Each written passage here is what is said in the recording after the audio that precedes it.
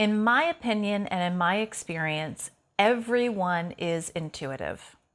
To me, intuition is no different than a car having GPS. I feel like, cars are starting to catch up with the world today. There's so much that's starting to catch up with the energy world that sort of symbolically represents or simulates what the energy world is really like.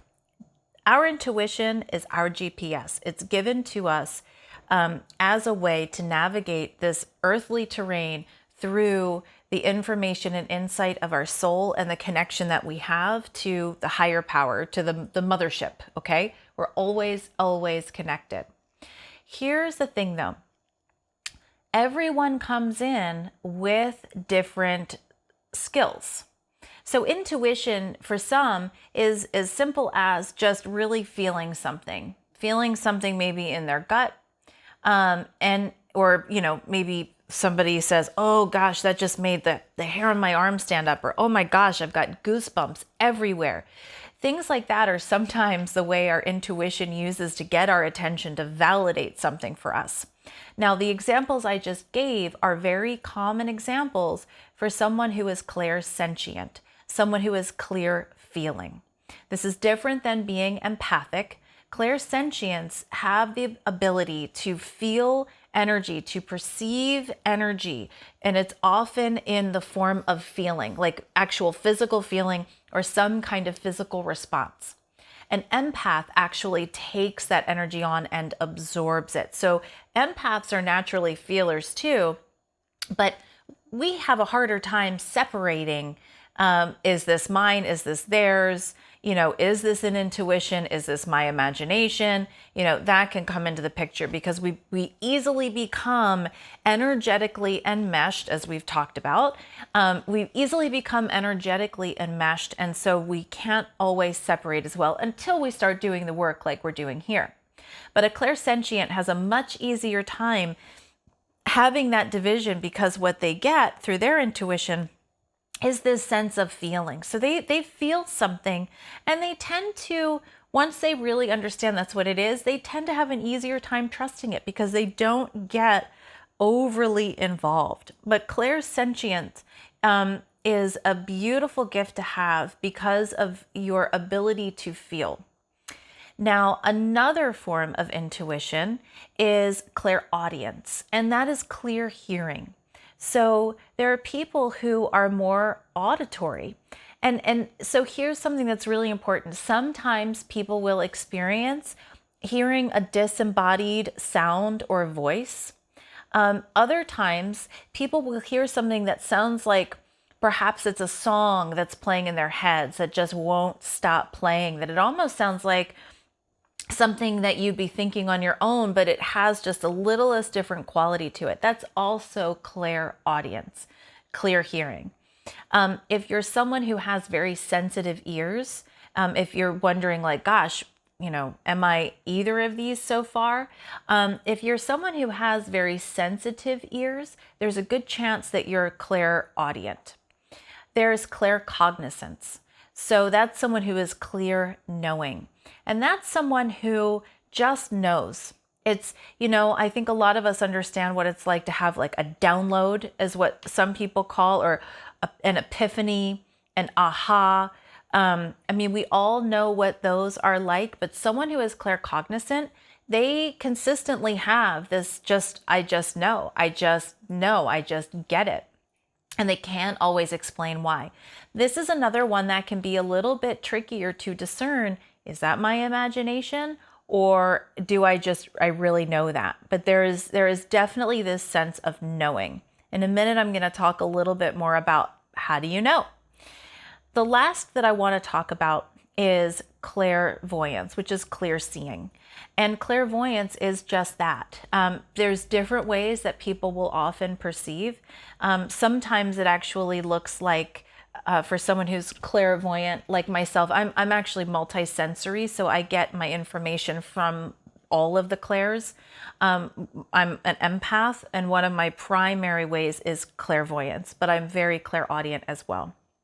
So clairvoyance is you could be looking at something like, there's a chair in front of you and you can see, disincarnate beings or angels just as well as you can see the chair in front of you. They look very, very real. And sometimes it can be hard to tell what's really here, what's real, what's on the earth plane, and what's not.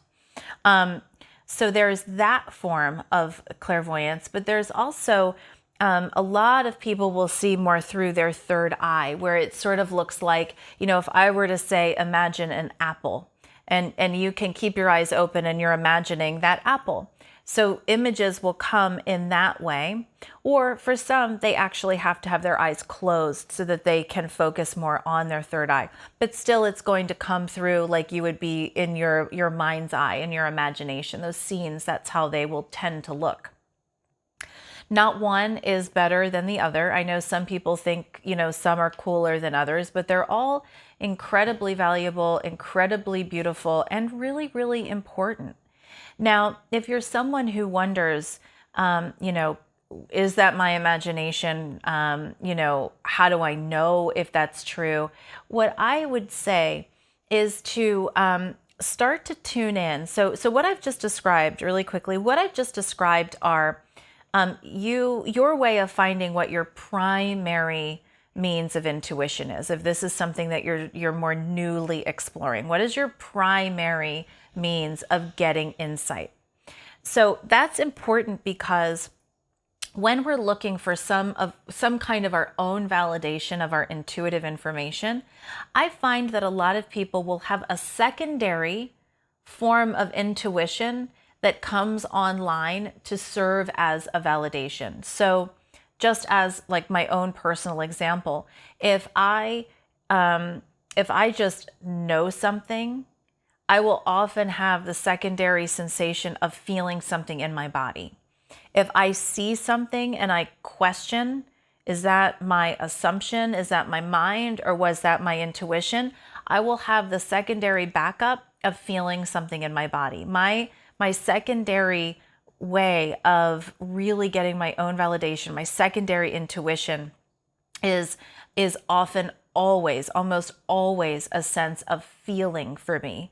So if you start to develop your primary intuition a little bit more, which we are unfortunately not going to get into in this course, we have to save that for another one. That's a whole other show. I highly recommend when you've worked with that a little bit, that you start to develop your secondary as well, because that can really support you in understanding, what's coming from maybe my imagination and what's actually something that is deeply intuitive that I'm getting validation from. Now, this is all information that comes through our 7th chakra. So if you're clairvoyant, a lot of the condensed energy will stop in your 6th chakra. If you are claircognizant, it actually comes in from the 7th and it just stays right here, right put. If you are clairaudient, the condensed energy comes into your 5th chakra. And if you are clairsentient, the energy is condensed and comes down to your 3rd chakra. So these are the centers that are connected to those specific kinds of clairs, if you will. And it's important that if you want to be developing your intuition more, that you pay special close attention to those. But please remember what I've talked about in the last module, that as much as it's fun and exciting and interesting to open up your intuition, it's equally important that you do all of your own work and you stay in your own spiritual process and your self-development so that your intuition doesn't get more contaminated or doesn't get contaminated by unresolved stuff. That's a really important thing that I cannot stress enough. So that's just a few things about how our intuition works for you to discover what your primary means are. I think it's really beneficial to develop more for everyone because of the way that it can guide us in our own lives. And of course, if you're in some kind of healing profession or some kind of support profession, it's another way that you can connect with people with their permission if it's beneficial for that relationship.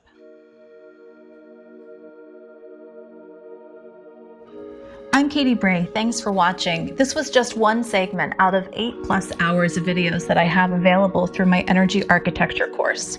You can preview an hour of the 8th chakra. It's linked below for you to watch for free. There's other energy architecture videos that you can watch just right over here. Please